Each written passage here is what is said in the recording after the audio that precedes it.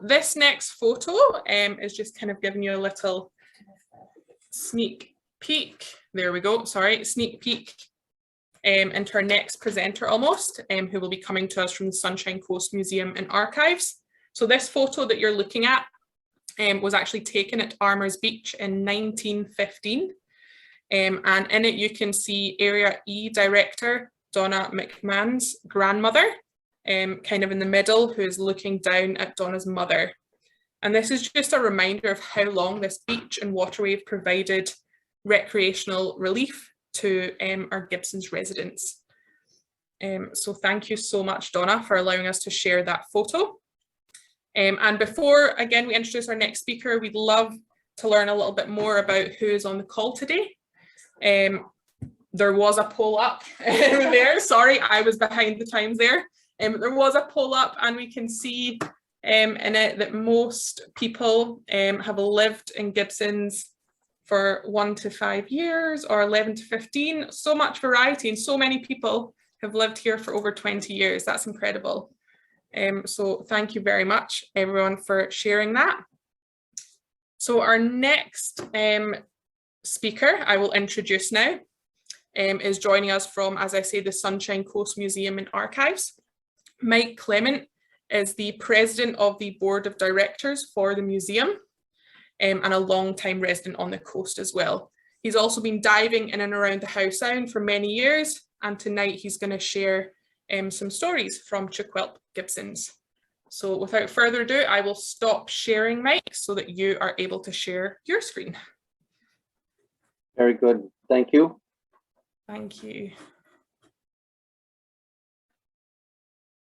Okay, as an introduction, I wasn't sure why I was kind of asked to speak to this, but I'm glad to have the opportunity, and I apologize right off the bat for not being a polished speaker or having had enough time to do a really good job of this, but I will go. Everyone can see the screen all right? Yeah, you're good to go, Mike. Okay. Okay, so why was I asked? Perhaps it's because I've been a longtime resident of Gibsons. A picture of myself and my sister in the early 1950s outside the jam factory that we had purchased in Gibsons. Perhaps it's because I'm a member of the museum and a director and have access to some of the old-time photographs. Also a member of the Underwater Archaeological Society of British Columbia, so I have an interest in the underwater cultural heritage of the province of British Columbia. And also because I run a small business where I do underwater investigations by remote sensing. So I have a bit of an idea of what's happening under the waters of the Western Canada, but a lot of it in British Columbia and the Howe Sound area. I want to start by acknowledging that the Squamish peoples were here for ever and ever before us. They have their stories. I don't pretend to know or be able to speak to their stories. I will just say that everything that you hear from me from this point forward was not their fault. The questionnaire that I was given was, why is Gibsons Harbour special to you? Well, the dictionary definition of a harbour is a place of safety, comfort, and refuge. It's a place for hellos and goodbyes. Those are very special times. To me, Gibsons Harbour is special because it's a focal point for the entrance to Howe Sound, a great place to start your explorations. It was a hub for commercial activities and fisheries activities, a gathering place for the community events, past and present, Howe Sound regattas, sea cavalcades, the International Retired Tugboaters Association rendezvous. We have music events on the harbor. It was the home to the CBC Beachcombers. It does overnighting of our Navy training vessels. There's a sail training school. The Coast Guard and Search and Rescue have bases here. The RCMP have a base at the harbor as well. These are all things that that I appreciate and enjoy. Examples: A Gibson's regatta from the early days, canoe tilting. Grantham's Landing also had regattas. We shared back and forth the different regattas, the West Howe Sound regattas at the different docks and wharves. The Union steamships would come in to visit Gibson's in the early days, bringing people, goods, and services to the Sunshine Coast. It was the home to the fishing fleet. We would gather there. They would all gather in the harbor in Gibson's in the early days before heading north to do their fishing. Another view of the fishing fleet in Gibson's from the other side of the bay, looking back towards the wharf, all different time frames. And even at Armour's Beach, with Keats Island in the background. This is a photograph from August of 1951 of the Gibson's Wharf.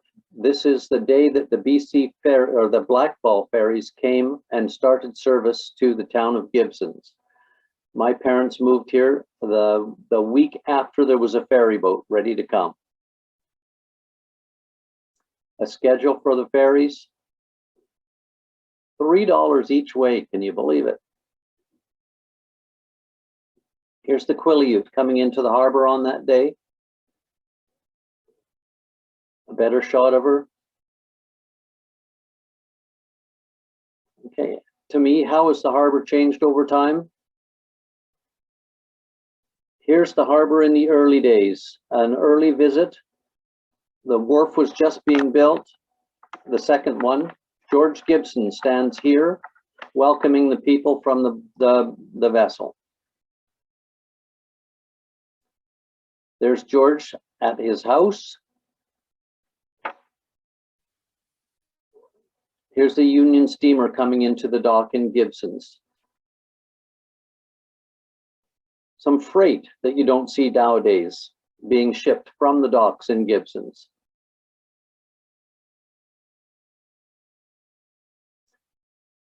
This is an iconic view, lots of postcards with this view. Lady Evelyn, another Union vessel coming to drop off passengers and freight. This is a very, very early photograph of the dock in Gibson's being constructed. A horse and buggy taking the wood to and from.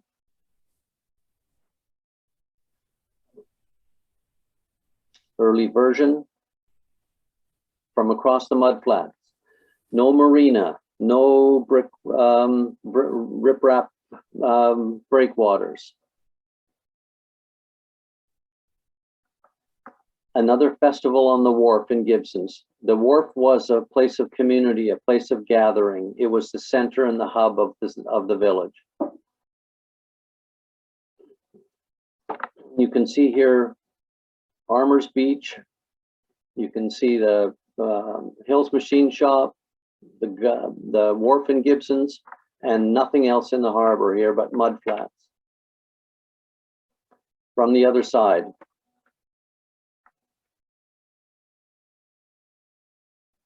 Okay, that's above the water. Below the water, fish have a pretty tough life in Howe Sound.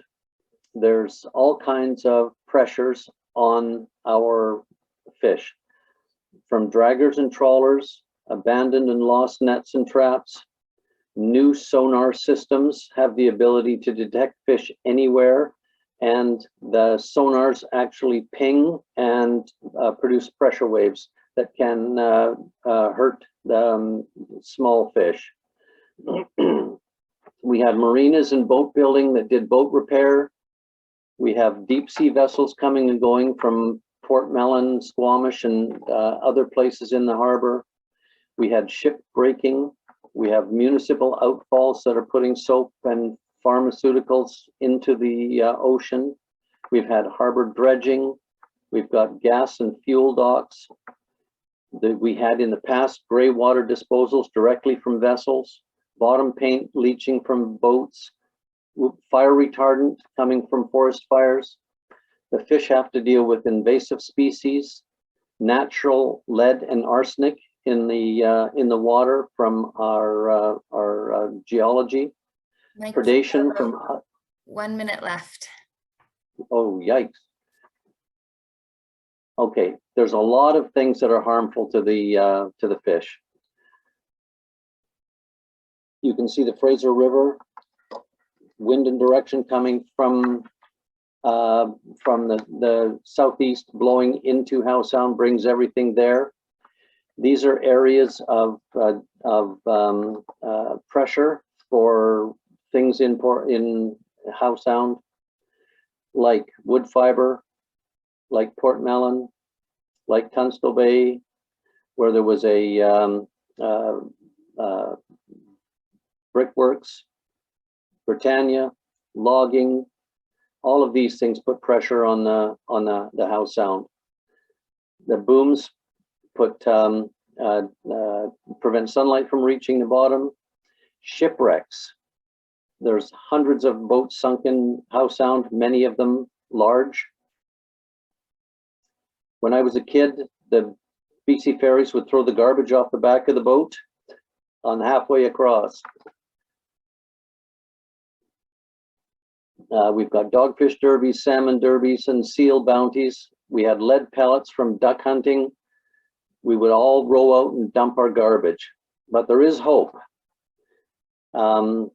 We've learned, we acknowledge the mistakes, we take responsibility, and we're now moving to repair the damage. These are recent photographs of the kinds of things that are underwater in the Howe Sound and around. It can be recovered. We have beautiful underwater creatures. They're making a comeback with the help and cooperation of the towns and industries around. I'm sure that we're making progress in doing the right thing. And I don't have the answers, but I'm pleased to be an active partner in these discussions tonight and to work with you talented people in your attempts to improve the quality of the waters in Howe Sound and Ackhead. Museum and Archives, Savvy Marine, Tom Sheldon Photography, City of Vancouver Archives, and Google Earth. That's me. Done. Wonderful. Thank you so much, Mike. Sorry, I had to rush. That was great. And I almost want to ask you for your slides so that we can share the photos with folks afterwards, if that would be possible, but we can chat more about that. Wow, what a cool whirlwind, looking from the past and into the present, going through all of the pressures and the many different ways that people connect with this harbor, but also with just the water and the beaches and the sound. So thank you very much. Our next speaker is Jay Richland, who's joining us also from Gibsons Harbour. As he mentioned in the chat, very close to where Jenny and I are stationed right here. And Jay works with the David Suzuki Foundation, but he's also lived in Gibsons and raised his family here for the past few decades. So he's a resident and a community member. And we're really grateful to have him participate tonight to share his perspective about the importance of the Gibsons Harbour and about the importance of marine stewardship in the area. So over to you, Jay. Thanks so much, Fiona, and Jenny for inviting me, and Johnny for the story. That opening was, I've now hearing that one a couple of times. I'm starting to learn a few things. Thanks for telling that to us again. And Mike, that was amazing. I don't have quite the length of history here that you do, but it's incredible to me how many of the same things connect, you know, that the fact that there's a working history here, there's an indigenous history here, there's also a recreational and a celebratory history here, that all of these things, it's a place where a lot come together, and maybe I'll come back to that at the end. But I first came out to BC in the very early 90s, and I've been living in Boston. I grew up in rural Ohio, so not really ready for what I got when I got to the west coast of BC. And my girlfriend at the time, now my partner and the mother of our kids, said, well, we got to go see this place called Keats. Our friend Bob and his dad are maybe going to get some land out there. Like, okay, we'll go to. Okay, well, so for a guy from Ohio, the trip from downtown somewhere in Kits to the ferry terminal. And then it was one of those days where I just could describe it as it was raining upwards. Like the mist was coming off the trees everywhere. The gray of the sea and the sky were almost the same. And I was sitting there waiting for that little ferry that used to run. And then people were throwing their tea bags onto the tree. And I was like, where am I, right? And then we came to Langdale, and then we came over to Keats, and, you know, it was just that kind of otherworldly experience to me. And so from the very first, even though I spent 12 years living and working in Vancouver, and then a bit of time traveling and back in the States, I did come back here. And when our kids were coming along, this was the place that we felt we needed to be. So, you know, we came back, we found this place right here in the harbor, and the harbor is really the heart of kind of what I love about this place. You know, it's you can work and you can play and you can stay connected to people. I think some of the stuff like Sea Cavalcade, come on, what is that? That is the greatest thing ever. I mean, I hope it can come back, and of course it will evolve. But I as a young kid who grew up in towns with, you know, small towns with parades, I loved the place immediately for things like that. The music in the landing, you know, whether you're on the land or in the sea, it is an incredibly special place to just be and see your friends, see music, see art, just goof off and have a drink. Fireworks on the night of Sea Cavalcade, all the Gramis brothers, until it all got banned. You know, the place is incredible. And for my family too, you know, my partner and I are on the water. We've got pretty much every different kind of boat or floaty thing kicking around here that you could imagine. And we, you know, the day's nice, we get in the kayak and we go out. You know, in the summer we buzz anywhere to go for a swim or go explore, and just the connection, the feeling that you have that this place is meant to be seen and traversed from the water in large part. And so being at that entrance to the water, that harbor, that interchange is an incredibly special feeling. You know, both my kids grew up loving the ocean and knowing that if you turn your back on it, it will kill you. You know, it's that balance of the beauty and the grace and the, you know, the terror and the power at the same time, I think teaches you so much about how to be in the world at a certain level too. You know, both my kids learned to sail at that sailing school that Mike mentioned, and both of them became instructors there as well, and learned a whole lot about responsibility and how to, you know, teach things to other people and take care of other people, and maybe get a little bit of pirate wired in while you're at it. And it's that balance of a place where you can be kind of off the walls wacky, but you have to have that sense of responsibility and connectedness at the same time. So, you know, part of what has been unique in this place is the wildlife and the ecosystem, of course. I mean, you know, we see whales, different kinds of whales, sea lions, seals, birds of every description. There's incredible fish underwater. There's a glass sponge reefs. I mean, you just can't imagine a plethora of biodiversity like this, and right on the doorstep of a major metropolitan area. And so one of the things that is amazing to me about this place too is that history of heavy use in an exploitative industrial way, and now a sense of recovery and that ability to come back. Part of it was just leaving the damn place alone, and doing a bit less to it, you know, not tearing up eelgrass for docks, and not dumping dioxin straight out of the mills, and, you know, all these things that we did a bit less of. And then the nature kind of found its way back. And I'll never forget, you know, seeing the commute to the ferry, on the ferry, seeing the small fish, the herring, the small bubbly ones all coming back, and then the seals and the sea lions and the Pacific white-sided dolphins, and then the transients figured out that there was good eating there and how sound again. And it was just, you know, literally a space of 10 years where that happened in the recent past. So that's an amazing gift to live in a place and see that nature can recover. And in a time where lots of us are, you know, stunned, shocked, saddened, angered by what's happening to nature, climate, and biodiversity, it's a strong reminder that if we try, we can kind of get it back. We can leave room, we can make better decisions. And so that's always inspiring to me at that level as well. You know, my thanks go out again to the people of the Squamish Nation, many of whom I've had the pleasure to get to know, and some of whom have chosen to share things with me about this place. And that's an incredible an incredible gift in a world where that long connection to land and the history of it and the way it works is not always accessible, period. So that's a gift as well. And of course, my own work, as Fiona mentioned, I work at the David Suzuki Foundation. I do a number of things, but marine work is a big part of my work. And so the How Sound, incredible working with all the citizen scientists out there, with the Biosphere Reserve folks, with the Marine Stewardship Initiative, the Squamish Nation again.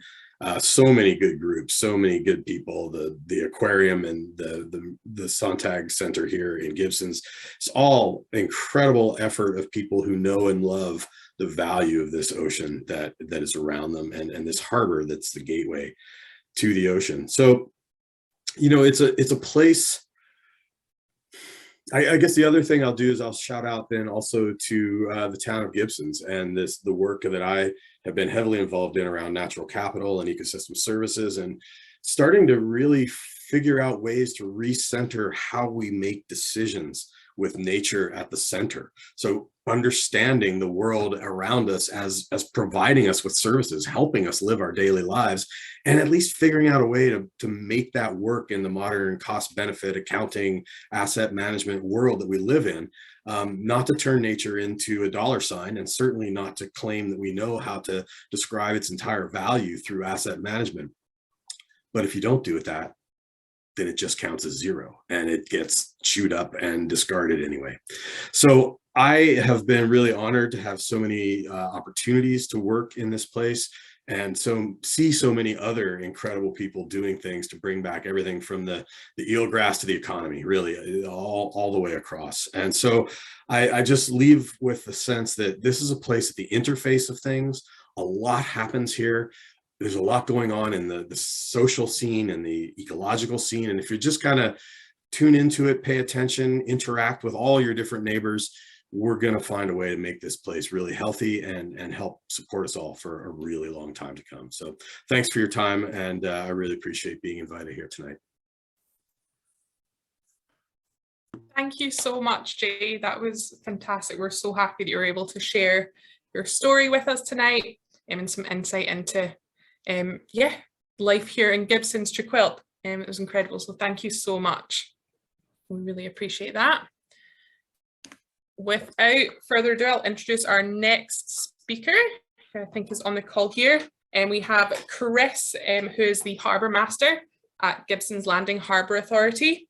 He is going to share just some insight into the harbour, interaction with boaters, possibly vision for the future, and just share his story around Trequilt Gibsons. So without further ado, I will pass over to you, Chris.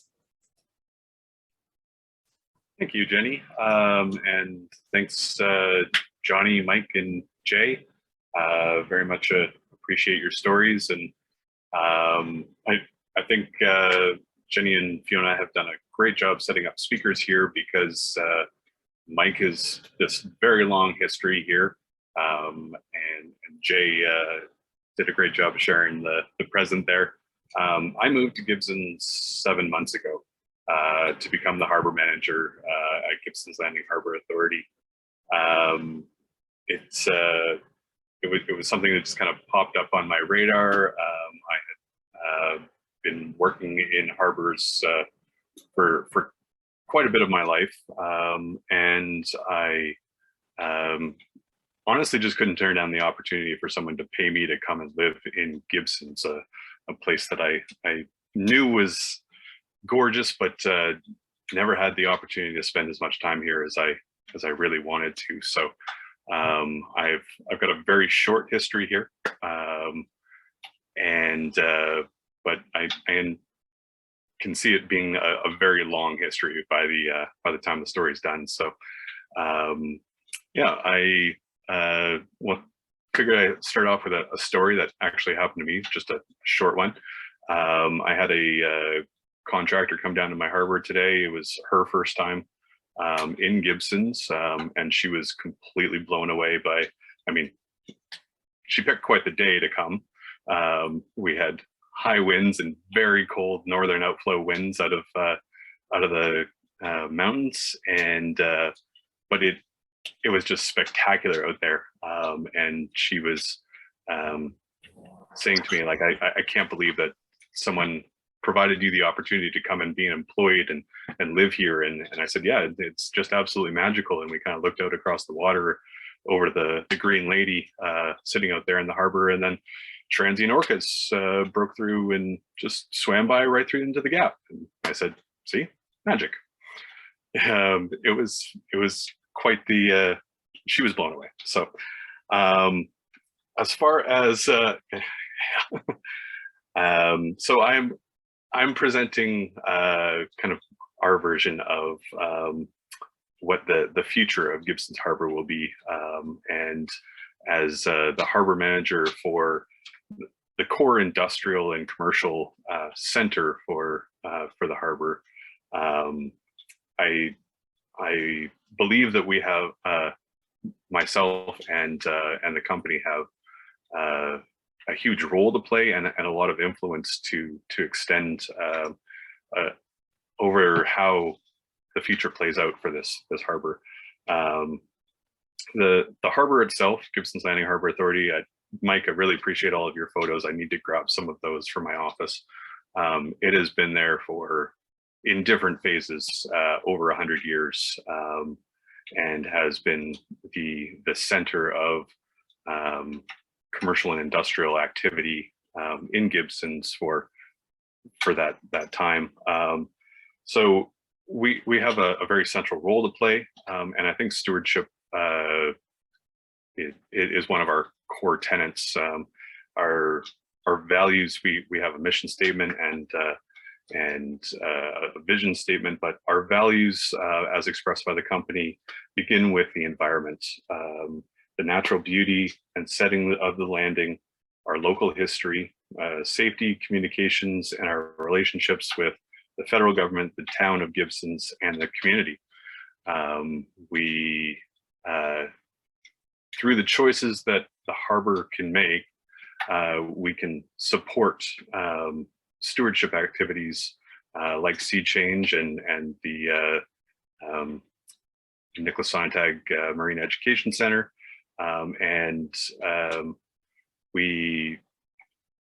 We're also a communication hub because there are I believe in 2021 we had over 7,000 transient and kind of stopover either day or longer visiting vessels to our harbor. It's a great boon for the economy, for tourism, for local businesses, but it's also an opportunity for us to engage with the public and let them know what's out there, what we're trying to do as far as protection, stewardship, and engage in projects that are going to continue to allow the harbor and all of Howe Sound to become a little, well, to continue healing, I guess, after years of abuse. A lot of that is, like I say, engaging with the local businesses, water taxis, tugboats, commercial fish dive companies. They all operate out of our harbor, and we have their ear. Through our policies, we can encourage them a certain way, and I think this community is doing a great job of communicating, of playing off of each other's strengths, and helping each other out. And I'm very excited to be a part of how that's all going to play out in the next coming years. So that's my vision for the future of Gibsons Harbour, and thank you for your time. Thank you so much, Chris. That was great. We really appreciate you sharing your story there and the story of the harbour and your vision for it. So thank you very, very much. Truly appreciated. Okay, so I am going to share my screen again for this next part. Let's see. Oh, can we see that? You have to start it, or yeah, we can see the PowerPoint. You have to start the presentation. Sorry, 2 seconds. It's showing up weird. There we go. It was showing up a little bit random on my screen, but we fixed it. Okay, so you're now going to see in a second a video that was created by our Marine Science Club. That is our Marine Science Club, after school club for girls, non-binary, out of the Nicholas Sonntag Marine Education Centre. So this is just a little video they put together, sharing their love for the ocean and why they want to be stewards for this amazing place. So let's see.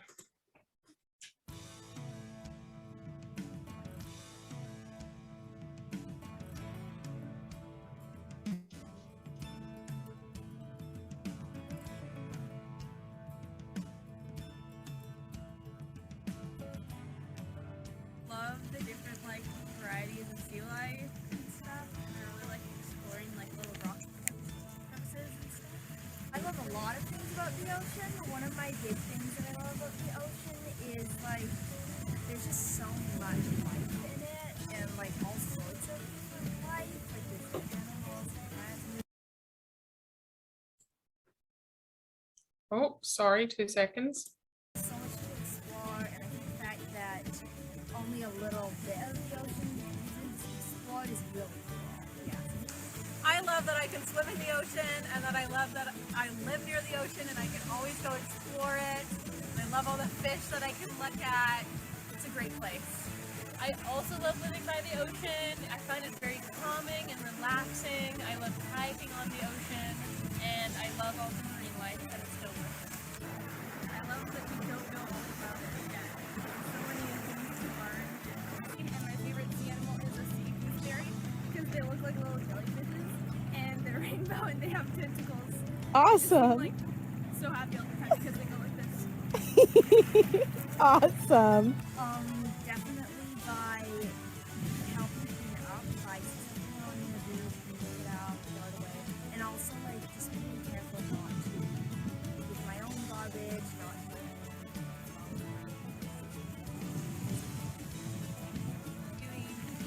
cleanups, picking up garbage in the sea, not use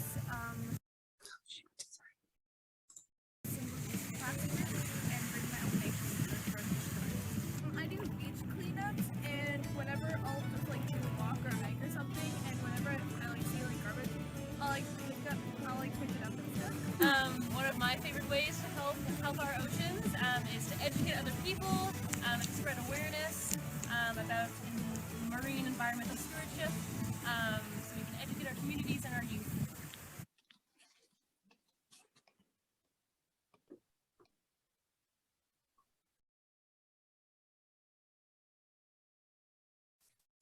Well, that was inspiring. That was super cool to see all of those amazing young girls in science sharing why they love this place. So thank you to everybody who put together that video. And now we have a poll. One of the people in that video said that her favorite sea creature was a sea gooseberry, and I had never heard of a sea gooseberry before. So I'm curious if anybody here has also heard about a sea gooseberry. And just so that you know what it is, for those who hadn't, we have a short video just so that you can see these beautiful creatures and their cool tentacles.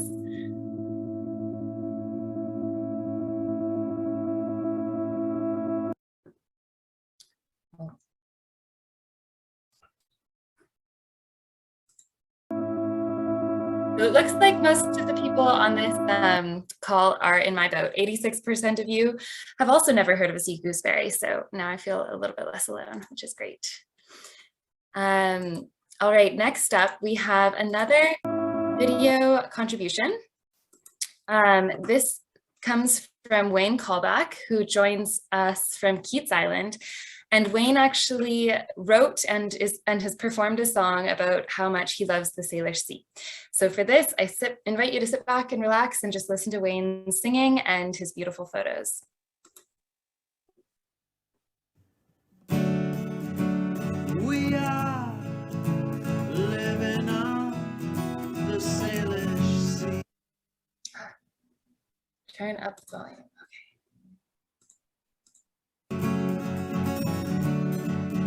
We're living on the Salish Sea.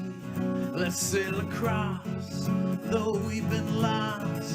There's still a possibility of grace. The Salish Sea, slate gray and green. Black raven flies above the sacred place. Cascadia, the emerald northwest. We are humble, we are blessed.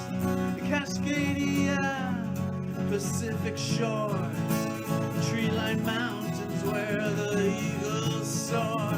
Let's do it right, the time is now to tend the earth so Mother Earth can breathe. The time is right, the time is now for all beings on the Salish Sea. The salmon strong, the well belongs. Let's join together in conservancy before it's late.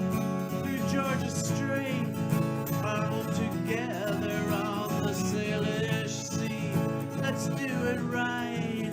The time is now to tend the earth so Mother Earth can breathe. The time is right. The time is now for all beings on the Salish Sea. La la la la, la la la la, la la la la la. La la la la, la la la la, la la la. The Salish Sea, Cascadia, the emerald northwest. We are humble, we are blessed. Cascadia, Pacific shores, tree-lined mountains where the eagles soar. Let's do it right, the time is now to tend the earth so Mother Earth can breathe. The time is right, the time is now for all beings on the Salish Sea. Let's do it right, the time is now. La la la la, la la la la, la la la la la.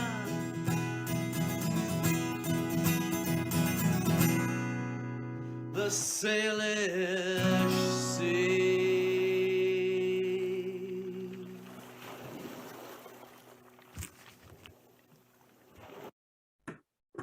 So cool. I love that video. I only moved here, 8 months ago to Gibsons to Quilp, but already I feel like I have an emotional attachment to a lot of the places that Wayne took photos of in that beautiful song. So thank you, Wayne, for creating that and for sharing it with us. It's really nice to bring music into this type of event and to combine it with all the other photos and stories and artwork that we're seeing. All right, so the next portion of the evening, we're going to kind of switch modes a little bit and transition into more of a focus on the marine creatures. So far we've talked a lot about the people and our perspectives, but now we are really excited to bring one of the coast's best scientists to our group, Diane Sanford. She lives in Roberts Creek and she spent a long time doing a lot of work on forage fish and eelgrass and salmon with a whole host of different groups, governments and school groups on the coast. So Diane is here to share with us a brief infomercial about forage fish. And I'll turn it over to you now, Diane, and just let me know when you want to switch the slides.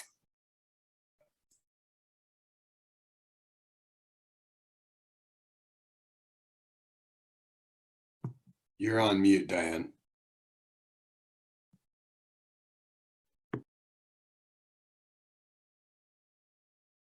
Oot.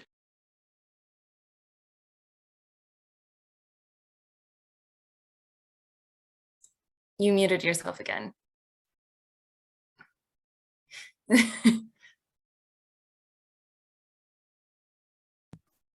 Now have you got me? Yeah, You've got perfect. me. There we are, the wonders of technology. So I'm just saying hello from Úxwumixw, Roberts Creek, And we're going to do a very quick little bit of information about a citizen science group that I've been involved with for quite a long time. So we are the Sunshine Coast Friends of Forage Fish, and we are a citizen science sampling group. And so we are one of many volunteer citizen science groups along the BC coast that are checking local beaches for absence or presence of forage fish, eggs. And due to a lack of information, we have been working diligently to establish this baseline data. So what are we looking at? We're looking at forage fish. They're the abundant schooling fishes, small, generally speaking, small fish that are food or forage for many other fish, such as whales, seabirds, larger fish, sea lions, seals, mammals, and more. And examples of these forage fish are such as the picture you're seeing here in the top, smelt, surf smelt, and just below are those little commonly called needlefish, which are sandlines, Pacific sandlines. And down below are some anchovy that I took this photo at Somes Beach. And this was in January. So some local of the fishes. And these are food, like I say, for many, many different sea creatures. And they are the focus, the top two, the smelt and the sandlines, are the focus of our group sampling, and that's due to the lack of information on these forage fish and their custom of spawning on shorelines. So that helps us to gain some of that data, that important data. So here you have where do they spawn? They are spawning between the high tide and the low tide. And when those high tides come and that full moon, that's when these little ones come in to spawn. So we have sampled beaches basically from Langdale to Half Moon Bay with positives, that meaning that we found these sandlines, eggs, and some smelt as well at Davis Bay, Bonnybrook, Welcome Beach, Seashell Inlet. Spawning occurs in the coarse sandy areas that you can see here with black arrow, and the finer sandy areas as well for sandlines. They're in the high tide area where we have our beach fires and picnics. Okay, so once these eggs hatch, these larval fish will head offshore to the eelgrass beds or other marine algae for shelter. Okay, ready? So how? Our trained volunteers sample beaches by taking samples of sand from the high intertidal zone and straining it through 3 meshes. These are these in here. They have coarse, medium, and fine mesh, and they put it then through a vortex. This little thing here you see is from a mining company, and that vortex basically is a centrifuge, and the eggs are about the same density as shell hash on the beach, and so it will work its way up and into the middle of that little vortex machine you see there, and then is caught in a strainer. So from there we have a volunteer that looks with a dissecting scope at the very small sample that we subsample from this, and we look for those eggs in that gravel and sand, I should say, coarse sand sample. So these eggs are smaller than herring eggs, and they must be identified using the dissecting microscope. So my last slide here, and this is thanks to Bob Turner, some of this, and this up top is herring eggs taken here at Roberts Creek at Skwxwú7mesh, and down below is an orca that is eating a salmon. Okay, so why are forage fish important? They're links in the food chain of many species.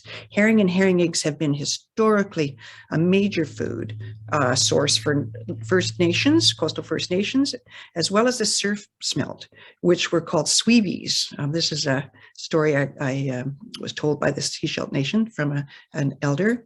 And they were harvested with small nets during high tides off the beach in Trail Bay. And this was as recently as in the early 1980s. So these fish were important. Unfortunately, many of these populations have crashed. Forage fish are a main food source for Chinook salmon, 72% of their diet, and food for the coho salmon as well, about up to 50% of their diet. And because the southern resident killer whales eat Chinook salmon as a large part of their diet, what happens to the food for the Chinook, these little forage fish, influences the amount of food available for the whales. So that's my forage fish citizen science presentation. If you would like more information or to join one of our groups, we train as we go. Just contact me at dianesanford@gmail.com, and I can put you in touch with other groups in other areas as well, if we're not particularly in your area. And so there we go. Amazing. Thank you so much, Diane. You're welcome. That was really fantastic to learn about. And for those who are not aware, herring, which are not the beach spawning forage fish, but they still spawn along the shorelines, they've started to spawn in the Sound. And there's some groups up in Skwxwú7mesh who are Johnny, one of the earlier presenters. He is participating in a survey effort that the Marine Stewardship Initiative is leading up there. And if anybody sees herring spawning distributions along the Sunshine Coast or in Gibsons Harbour, please reach out to Jenny and myself, because we would love to gather that data and perhaps do some more citizen science monitoring down here for herring. Okay, so at this point in our agenda, we're going to switch modes again, and I mentioned we're now focusing on the marine life. So we just had the fish, and now we're going to zoom into the plants, which is really exciting. Marine plants form the basis of the marine food web. And as Diane mentioned earlier, forage fish make use of one particular marine plant, eelgrass, quite a lot, both to spawn on and to use as habitat and refuge. So we're going to watch a short video, and then I'm going to give you a brief presentation about the importance of eelgrass. But before we watch the video, I'll just share my own personal anecdote. So I grew up spending a lot of my childhood in the Sound, swimming. And my main association with eelgrass was that I hated it because it would wrap around my ankles and give me the heebie-jeebies when I swam, and I really just didn't like it. I thought it was just slimy and gross. And I didn't learn about what its name was until I was 24. And once I learned its name, I started learning a little bit more about it. And I just completely fell in love with this plant because it's incredible. It's incredibly generous in the habitat that it provides to hundreds of species of marine life in the Pacific Northwest. 1 meter square can provide habitat for over 400 species, which is just incredible. It forms these dense underwater meadows that are really important in a climate change context because it's a plant. As it photosynthesizes, it takes carbon from the seawater and it traps it into its sediment, and it helps to store that carbon for a long period of time. And it's just a beautiful, wonderful plant to get to know. So the video that I'll show you now was produced by a diver with SeaChange Marine Conservation Society, which is what the organization that Diane and I both work for. It's a nonprofit based on Vancouver Island that conducts nearshore restoration. And so we'll get back into a little bit about what SeaChange has done with many of you in Gibsons, Skwxwú7mesh. But Jamie Smith, he created this video with the support of the Pacific Salmon Foundation. So without further ado, here is a short video about eelgrass and about one particular stewardship strategy that boaters can implement to protect it.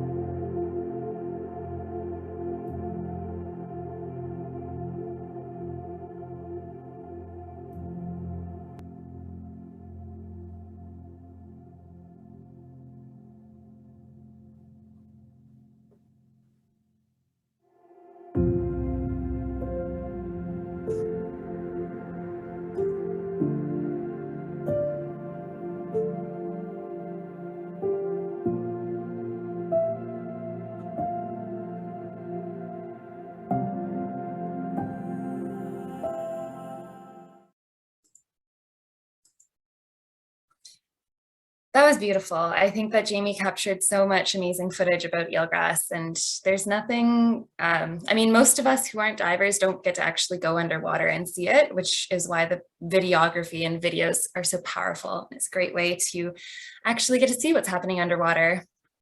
All right, so for this last portion of our presentation, you've made it this far. Thanks so much for staying with us throughout the whole evening.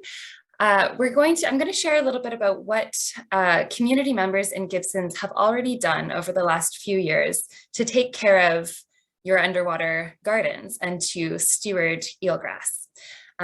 So this is work that's been done in partnership with SeaChange Marine Conservation Society and also with Seawall and the Nicholas Sonntag Marine Education Center in the town of Gibsons. And the Marine Reference Guide. So lots of partners and lots of groups involved, and that's kind of sort of the theme of the evening. It's all about collaboration. It's all about working together with folks across the board on stewardship activities. So in 2019, the Marine Reference Guide and SeaChange staff members decided to map out where eelgrass grows in at Cutsum Howe Sound. And we mapped from Horseshoe Bay up to Skwxwú7mesh down to Gibsons, just to get a sense of where this plant was growing, because that baseline information is really important so that we can track how that distribution changes over time. And we found no eelgrass from Gibsons to Skwxwú7mesh, only 2 small clumps of it, one growing in Lions Bay, one growing up in Skwxwú7mesh. And then from Skwxwú7mesh to Williamson's Landing, we found almost no eelgrass. We found one small chunk of it at McNabb Creek and one small chunk off of Witherby Point. And so that was kind of sad because we were out for days and days just surveying with a camera in the water, trying to find this plant, and we couldn't find it. But part of the reason for that is because a lot of the shoreline along that stretch is steep and rocky, so it's not suitable for eelgrass to grow. But everything changed once we reached Williamson's Landing. From that point all the way down to Gibsons Harbour, we saw a pretty much flat, continuous, fringing eelgrass bed, eelgrass meadow. And it was just really exciting and so fun to see how much of an impact this plant has when it can grow and provide habitat to fish. So that's the first indicator that this part of the sound is special. It's one of the few areas that can support this incredible marine plant in a high enough abundance to provide really high quality habitat to the many fish and birds and invertebrates and other plants that use it. This map that you're seeing on the left here shows the distribution of eelgrass growing in Gibsons Harbour in Chequelp. And it was mapped 3 times, twice by Diane and then once by myself and Diane and Dave, 2004, 2013, and 2019. And you can see that the distribution has changed slightly. It grew from 2014 to 2013, and then it shrunk again. So from 2013 to now, it's shrunk by about 23%, which is pretty standard for global eelgrass distribution trajectories. Globally, seagrasses are a very an ecosystem in high decline due to the effects of climate change and coastal development. So we saw that decline here. We also saw a reduction in the density of the eelgrass that we measured here. And that's another indicator that maybe the plants in this area are being stressed by something. Maybe it's coastal development, maybe it's pollution, maybe it's the cumulative effect of people dropping anchors or people building docks in this area that's just affecting the ability for eelgrass to thrive. But we want it to thrive. So our desire to help this ecosystem thrive in combination with the fact that this part of the sound is so important for eelgrass meant that SeaChange over the last few years has worked and put a lot of energy into restoring the eelgrass health here and working with you. So we've done 2 main things, eelgrass transplants and subtitle debris removals. So the 2 photos with people in it show the groups who helped us do transplants in April of 2019. We gathered on Hopkins Beach and prepared eelgrass shoots to transplant out onto Keats Island and Gambier Island. And then in September this year, we prepared eelgrass shoots with the help of 26 volunteers to transplant out in Gibsons Harbour and also on Gambier Island. The weather was very rainy the first time and very sunny and hot the second time. The other active photo that you see here is from Subtitle debris removals. So with the help of the Gibsons Landing Authority and the Seashell landfill and the town of Gibsons, we were able to remove 2 tons of debris from the seafloor in Gibsons Harbour and Plumbers Cove. That is a lot of garbage.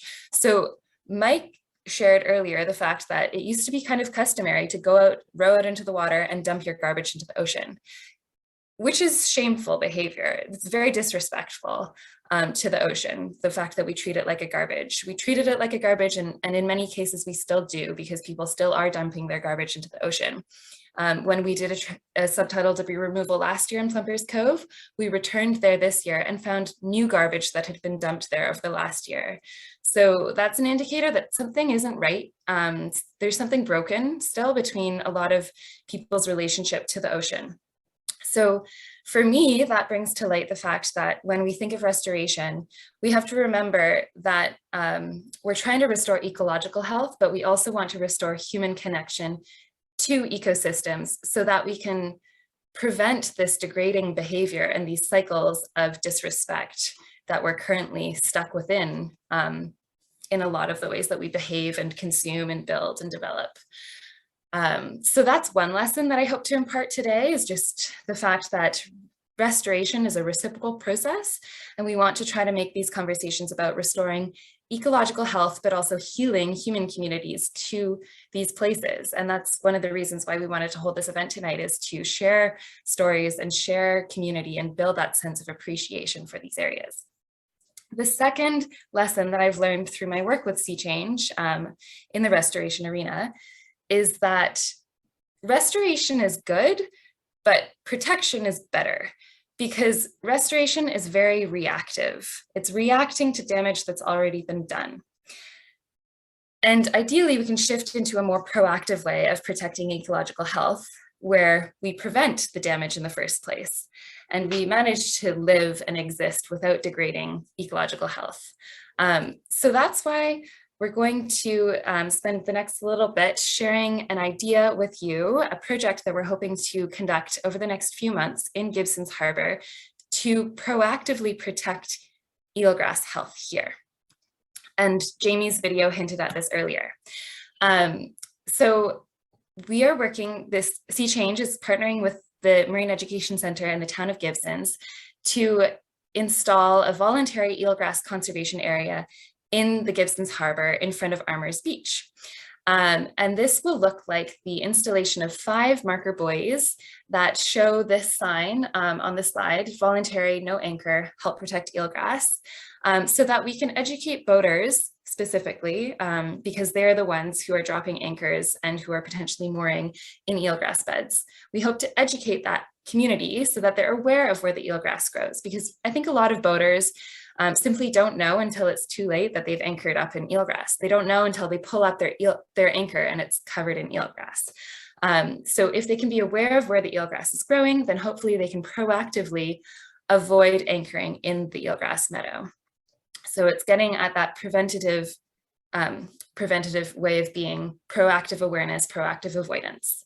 And the map on our left is showing the location of the 5 marker buoys, and also the green marker shows the location of the eelgrass transplant.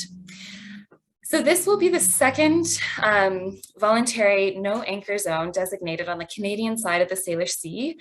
We've been working with folks in Washington for the last few years because they have already installed a few of these no anchor zones, and we're hoping to make this a transboundary collaborative endeavor to educate the boating community so that they're aware of where these where the eelgrass meadows are, and to work with communities so that they can elevate their stewardship and proactive protection of eelgrass in your local waterways.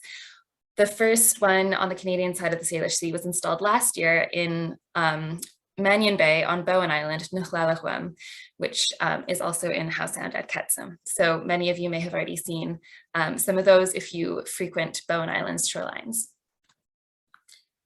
And this last photo that I'm showing you now, it's a little bit blurry, but it's just kind of bringing to light again the damage that boating can have on eelgrass meadows. The photo here, the dark green, is where eelgrass is growing, and all of these white dots are boats. And the boats are moored to mooring buoys, and you can see the damage that each of these boats has on the eelgrass meadows, where there's a halo of light green. That's where the mooring buoy chain has rolled around on the seafloor enough to scour, to rip up all of the eelgrass meadows and form these holes, these fragmented habitat. So this is what we're trying to avoid by asking people to anchor outside of eelgrass meadows. But if there's no safe anchoring or no safe moorage options, then an alternative is to install a midline float on your mooring buoy to elevate, to lift up your chain so that it's not rubbing around on the seafloor. And that's what Jamie showed us in that video. And that's what we use in the installation of these marker buoys. So that's all for the content of tonight. And essentially at this point, we want to thank you all for tuning in tonight and invite you to share your feedback right now on the things that you learned today, and to start the dialogue about the voluntary no anchor zone, voluntary eelgrass conservation area.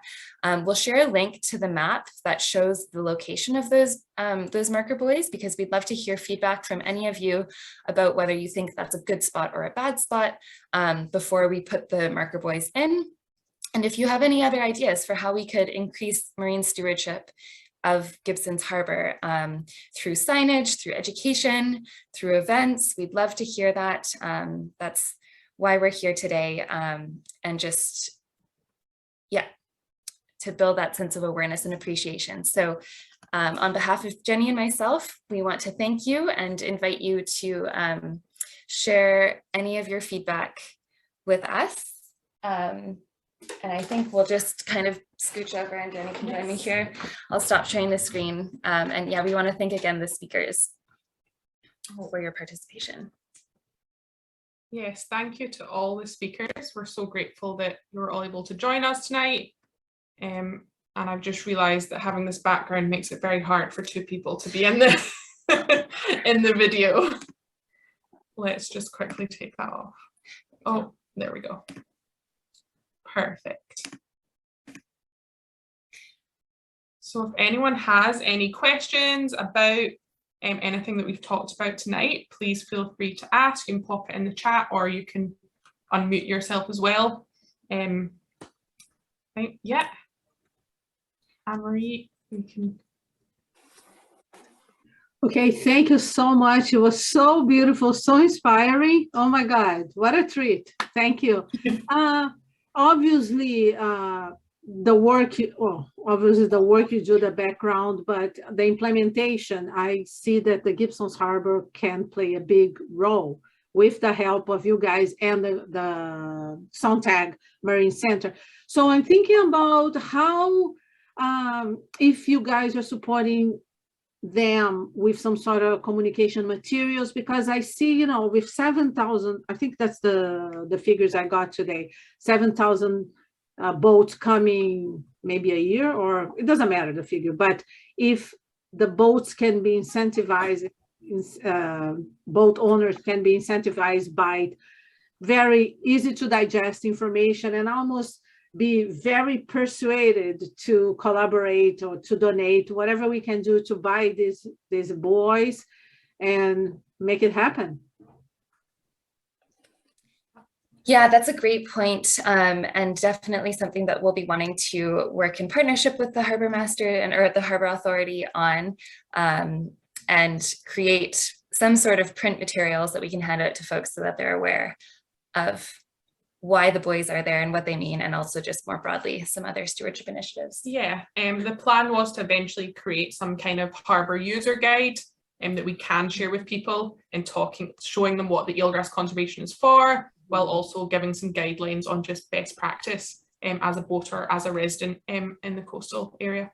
Mm-hmm. Okay. And perhaps if I can just suggest, if you can have some visual, write that at there. Yeah, okay, because visual speaks so much. Yeah, because they can also go to the Sonntag Marine Center and learn that, but you know, it's a little bit stretch in case someone doesn't go there. But if they can have something there that they feel persuaded, yeah. Persuaded. Thank you. Sarah, I see your hand is up. And then we'll go to you, David.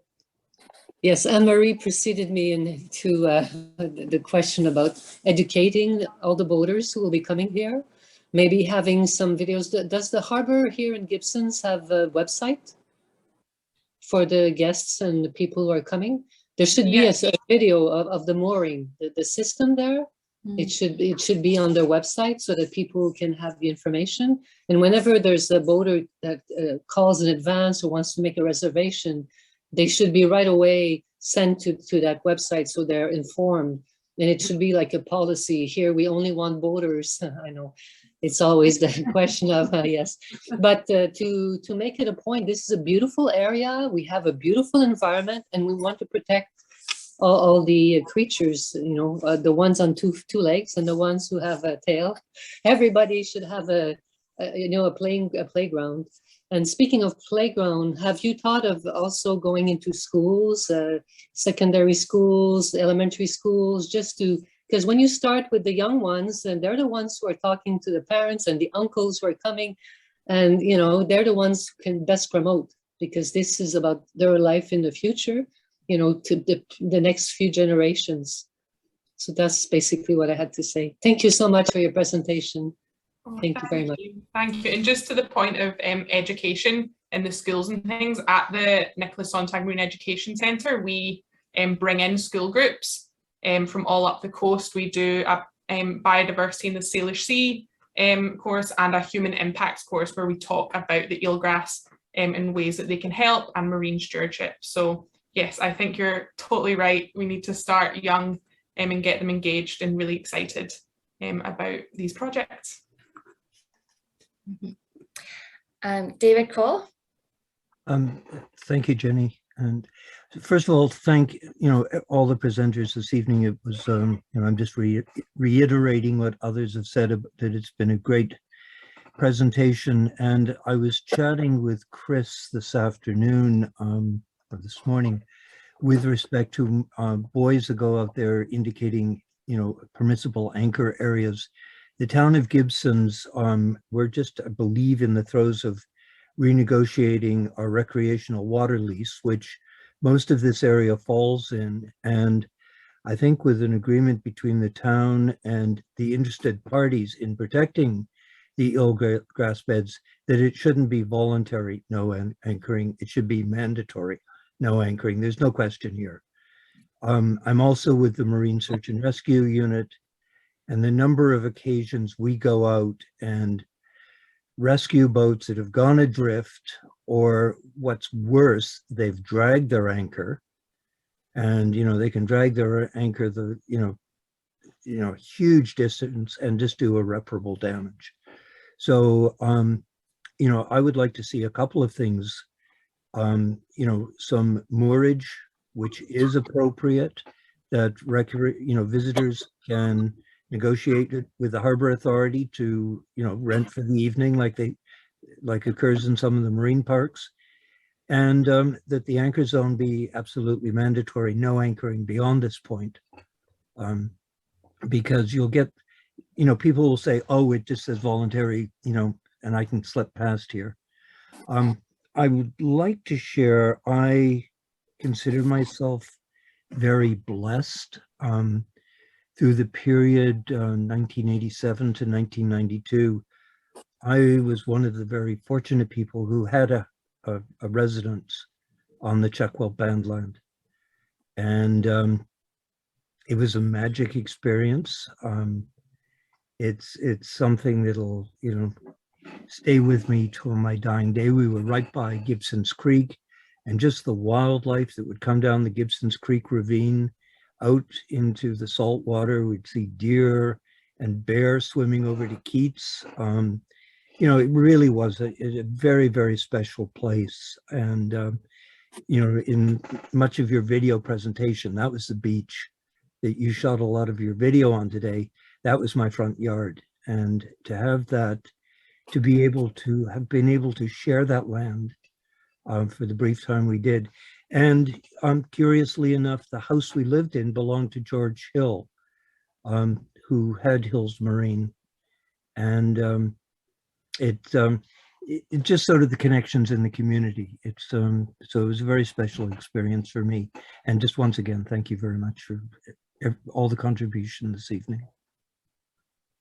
Thank you so much. Yeah, there's a lot there, from policy to personal memories. And we would love to chat with you more about those policy ideas, because I think the recreational water lease is a great opportunity, and we can potentially bring in some of these, we can look into the opportunities there are for local enforcement and making these less voluntary and more mandatory. Well, I think we have a community that is, moving very proactively to protect the environment in so many different ways. And when you have sort of like-minded people who are working together, it's, my mom used to say, strike while the iron's hot. And when you've got so many people working to a common goal, just getting them together and making it happen is really important. Mm-hmm. Yeah, thank you. I see Betsy, you've unmuted. I don't know if you have a question or... Well, I was stirred by David's remarks, because I spent my summers I grew up in Vancouver, but from the time I was like 4 years old, I spent summers on the Skwxwú7mesh Indian Reserve, number 34, as a matter of fact. And that's where I learned to swim and fun and everything. And right through the time that I was a teenager and at university, we used to go on summer up there until we couldn't anymore. And it's got a place in my heart too, David. I got to say, it's something that I don't know how I was so lucky to have been there. Friendships formed, and yeah. So, and now I'm out planting eelgrass when I can. Thank you so much. I'm just going to read. There was a couple comments in the chat that I wanted to bring up. The idea from Dawn of installing permanent buoys for visiting boaters to reduce damage from anchoring. I think that's a great suggestion. And that's something that David was mentioning, just in terms of similarities with, I think, BC parks that have that. And then Anne says, is there a possibility that boating navigational apps like Navionics will ever include sensitive areas like eelgrass beds, glass sponge reefs on their digital chart? Another great opportunity. I know that Transport Canada is very aware of the need to make sure that their maps are safe and clear for navigation. That's the priority. But with online charts, there's so many different layers that you can add. So it's a great suggestion to work in partnership with them. Yes, absolutely. I see there's Diane has her hand up there as well.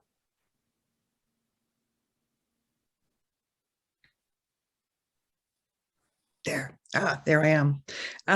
The idea of no parking zones signs like on the breakwater has been tossed around for a good period of time as well, and is another thing to think about, I think, when you're speaking about trying to keep people from mooring in eelgrass beds, which are just offshore there.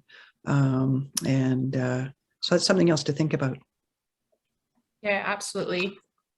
Totally agree there. And David, you had another comment? I was just going to add, I think, the floating signage is one of the best reports, like the buoys that have been discussed. Mm-hmm. One of the things we find with our marine rescue operation is that usually the worst offenses are the boaters that are navigating with Google Maps, not Navionics. Mm-hmm. We have a huge issue right now. I would say a third of our calls with search and rescue are people that have gotten into trouble because they're people who are boating who, because of other issues, the boats are home. And it's another crisis we're dealing with is the homelessness and the housing crisis, and people acquiring boats that should be properly scrapped. And rather than the owner going to the trouble of properly scrapping them, they sell them to a vulnerable person. And these people are living on them. They're ill prepared to live on them. The vessels, are deteriorating. They're leaking one way or another. And these people are navigating. If they have a cell phone, they're navigating with Google Maps. So, it's yet another layer of the complexity of the issue we're dealing with. So strong visual signage, I think is really important. Something else, the town of Gibsons is working very hard to adopt First Nation words and for naming. And the Rotary Club is working on a project with awareness to sort of and they're working with the Arts Committee in part with the Arts Walk, but there's this effort to for signage along the seawall. And I've sort of advocated that the signage should also face out to the water, because the traditional highway was the water. It wasn't these roads and paths that we've created to destroy the landscape. So I think signage that faces the water is also critical. Yeah, I totally agree. I think visuals are the key here, and keeping them kind of the same across the board as well is really important, so that people are seeing it and recognizing it.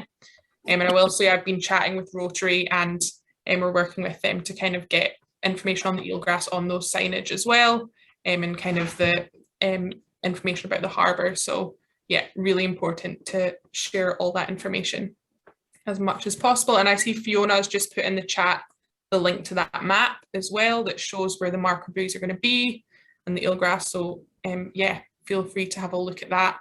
And if anyone has any comments or anything as well about the locations of the buoys, we'd love to hear from you as well.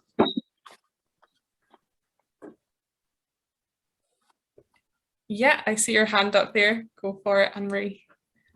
Thank you. I have a question regarding the sonar, because obviously the poor fish, they go through so much. Too bad that we don't have enough time to go through Mike. So I was really enjoying his slides.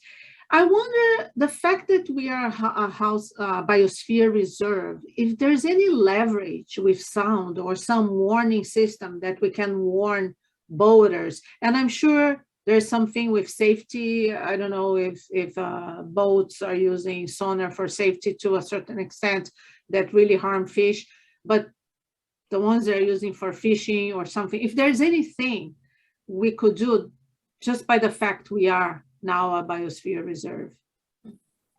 Yeah, that's a really interesting concept. I can't say I know too much about boats' use of sonar and the thing, but it's something definitely to look into and see what use are with this technology growing every day. You never know for sure. So something to take note of. And David, you had another? I was just going to say, I know BC Ferries have been working to reduce their vessel noise. Jay may have some information through the Suzuki Foundation. I know when there have been naval exercises out in the Salish Sea, that there's been concern with respect to the degree to which sonar is used. It is a safety issue. Even with our little search and rescue vessel, there's times that we're totally dependent on the depth sounder. I would suspect that probably the larger vessel commercial sonar units are probably more invasive to the marine environment than the recreational vessel ones. But I know there is a concerted effort being made to make the marine environment quieter, whether it's actual acoustic mechanical noise or whether it's these electronic pings. So yeah, I don't think unless someone can come up with a new way of depth sounding other than a lead line, it is a problem.